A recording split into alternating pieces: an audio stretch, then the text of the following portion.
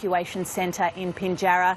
Many of them don't know if they have homes to go back to and are now having to deal with this extra tragic news of the deaths. And how are those victims coping, Brianna? Have you had a chance to speak to any of them today? I have spoken to a few. I spoke to one last night. She was obviously very upset by this news. Some of them have now had more time to process it. I spoke to a man who's lived in Yarloop for 5 years, and he said that the news of these deaths is just something extra that he almost can't process at this time.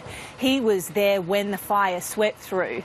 He says that there was no warning that it was coming. He says that he stayed in his home with his wireless radio on, listening for any emergency warnings.